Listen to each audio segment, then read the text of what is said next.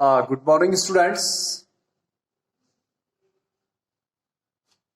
In this video, we'll repeat what we studied in last video during our online interactive class. My mother at 66 figures of speech used in the poem. We'll discuss all the figures of speech which are used in this poem. Student, I am going to write first some lines from the poem. Then we'll understand what is the figures of speech or poetic device has been used. Here we have a line from this poem which is like this: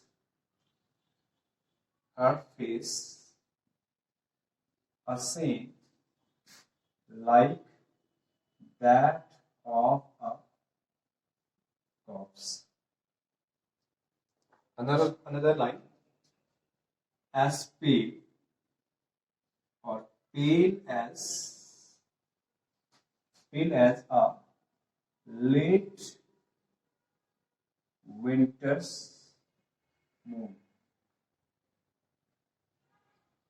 Student,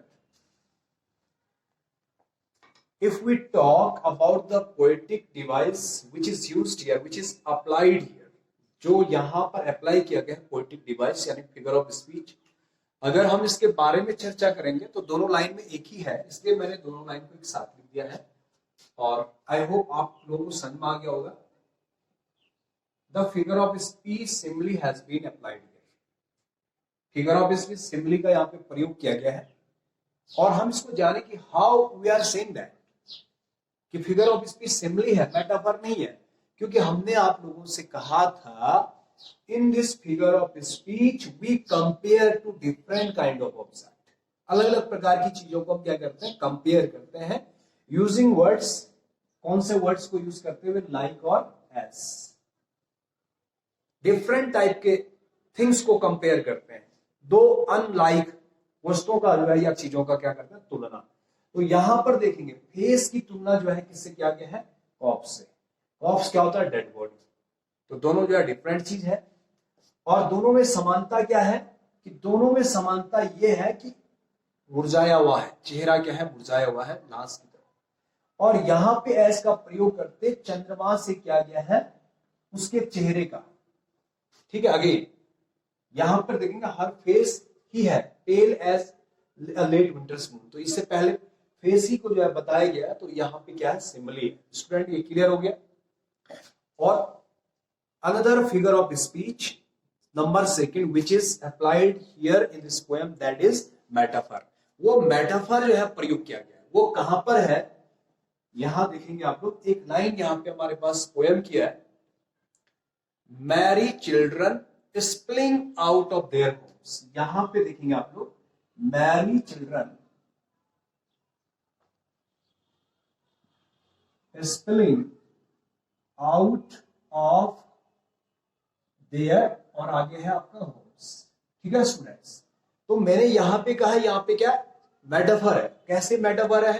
how can we justify the figure of speech metaphor is applied in this line, not simile. Understand student?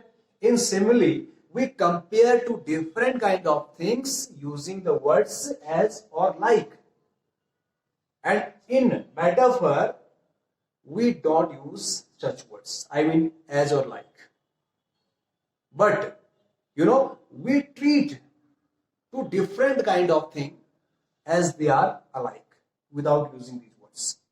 That's why we can say metaphor is a kind of condensed simile. यहां पर इसका प्रयोग नहीं किया जाता है.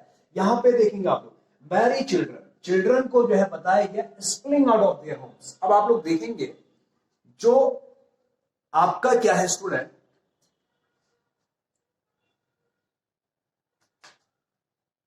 थोड़ा सा वीडियो में प्रॉब्लम आ रही शायद. हाँ video. Students now we will continue. Merry children spilling out of their homes. I told you here the figure of speech metaphor is used. How? कैसे जो है मेटाफर का प्रयोग किया गया है। मैंने कहा कि metaphor is a kind of simile but condensed है। वो कंडेंस्ड सिमिली को मेटाफर कहा जाता है, जहां पर हम लाइक और एज जैसे वर्ड का प्रयोग करके कंपेयर नहीं करते हैं और समानता नहीं दिखाते हैं, लेकिन समानता दिखाते हैं, ठीक है ना, विदाउट यूजिंग वर्ड्स लाइक और एज। अब यहां पे देखो, merry children spilling out of their homes. यहाँ पे जो स्प्लिंग आउट है ना, स्प्लिंग आउट को अगर हम कहेंगे तो इसका मीनिंग क्या हो जाएगा, कमिंग आउट, बाहर निकलना। जो बच्चे बड़े खुश है वो अपने घरों से बाहर निकल रहे हैं, बड़े जो है एनर्जेटिक तरीके से बाहर निकल रहे हैं, बड़े प्रसन्नता में जो है बाहर निकल रहे हैं। मैरी चिल्ड्रन, बड़े खुश वो बच्चे हैं। तो जो बच्चों का है उसको हम कमिंग आउट कहते हैं, वो ह्यूमन क्वालिटी है कमिंग आउट करना। लेकिन यहाँ पे जो स्प्लिंग आउट है ये ह्यूमन क्वालिटी को नहीं दर्शा रहा। स्प्लिंग आउट मतलब किसी चीज का स्पिल हो जाना, निकल जाना। तो स्पेशली स्प्लिंग आउट हम किसको प्रयोग करते हैं, लिक्विड के लिए। तो यहां पर लिक्विड की क्वालिटी को जो है हमने किसमें जो है प्रयोग कर रहे हैं, कंपेयर आदमी के साथ में। तो दैट्स व्हाई मेटाफर हो गया। अगर इसको सिंपली बनाना हो तो आप लोग कह सकते हैं merry children were spilling out as liquid, ठीक है, वो सिंपली हो गया आपका, लेकिन सीधे बताया गया। That's why this is the metaphor. Next हम डिस्कस करते हैं स्टूडेंट्स, अगला यहां पे क्या होगा।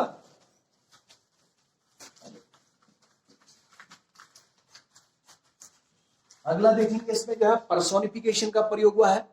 वो पर्सोनिफिकेशन होता क्या है कि जब हम इनएनिमेट थिंग्स को या किसी भी ऑब्जेक्ट्स को, इनएनिमेट थिंग्स को, इनएनिमेट का मतलब था नॉन लिविंग, यहां पर हम ट्रीज की बात कर रहे हैं, तो ट्रीज तो लिविंग है, लेकिन अमूमन इनएनिमेट जो थिंग है नॉन लिविंग है, या कोई भी ऑब्जेक्ट है, ठीक है, चाहे वो लिविंग भी है, लेकिन उसमें हम ह्यूमन क्वालिटी डाल देते हैं, तो उसको हम क्या कहते हैं भैया, पर्सोनिफिकेशन कहते हैं।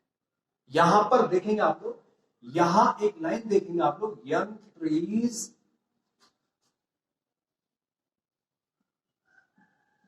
स्प्रिंटिंग आउट,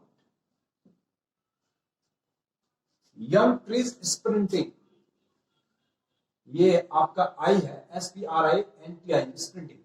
तो स्प्रिंटिंग को अगर हम देखेंगे तो स्प्रिंटर से बना है। स्प्रिंटर कहते हैं फास्ट रनर, जो बहुत तेज दौड़ता है। तो स्प्रिंटिंग का मतलब रनिंग वेरी फास्ट हो जाएगा। क्या हो जाएगा, रनिंग वेरी फास्ट, बहुत तेज दौड़ना क्या कहलाता है, ये कहलाता है।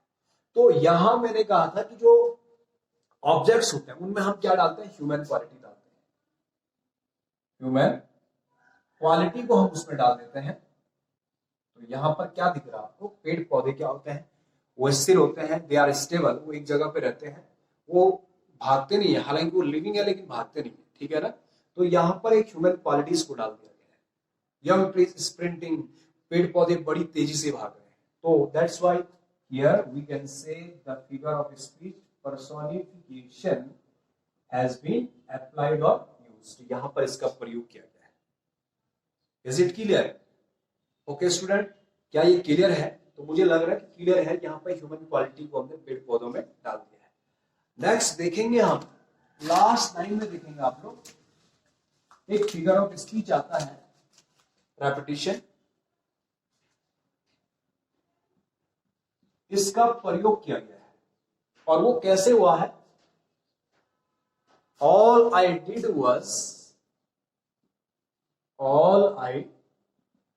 वॉज, यहां देख रहे आप लोग, smile and smile and smile. The word smile has been repeated 3 times, 3 बार रिपीटेड हुआ है, स्माइल स्माइल एंड स्माइल। तो जब ऐसा होता है, कोई वर्ड बार बार रिपीट होता है, तो उसको हम रेपिटेशन कहते हैं। रेपिटेशन का डेफिनेशन होता है, इन this figure of speech words और द फ्रेज आर रिपीटेड होता है, उसको हम रेपिटेशन कहते हैं। और एक एलिट्रेशन होता है, एलिट्रेशन में थोड़ा सा होता है क्या स्टूडेंट, उसमें कोई जरूरी नहीं है कि वर्ड रिपीट हो, उसमें केवल जो है वर्ड का जो इनिशियल साउंड है वो रिपीट होता है, इनिशियल साउंड, ठीक है स्टूडेंट। और इसमें जो है पूरा वर्ड या पूरा फ्रेज क्या होता है, रिपीट होता है, तो ये रेपिटेशन है। तो स्टूडेंट यहां पर हम लोगों ने देखा कि कितने जो है फिगर ऑफ स्पीच को अप्लाइड किया गया, 4 फिगर ऑफ स्पीच को अप्लाइड किया गया है। और इस तरीके से जो है इस पोएम को अट्रैक्शन को पैदा करने के लिए। तो आप लोगों ने ये लाइन लिखनी है और इनको जानना भी है स्टूडेंट, अगर कोई डाउट आप लोगों को हो तो आप मुझे पूछ सकते हैं। Thank you.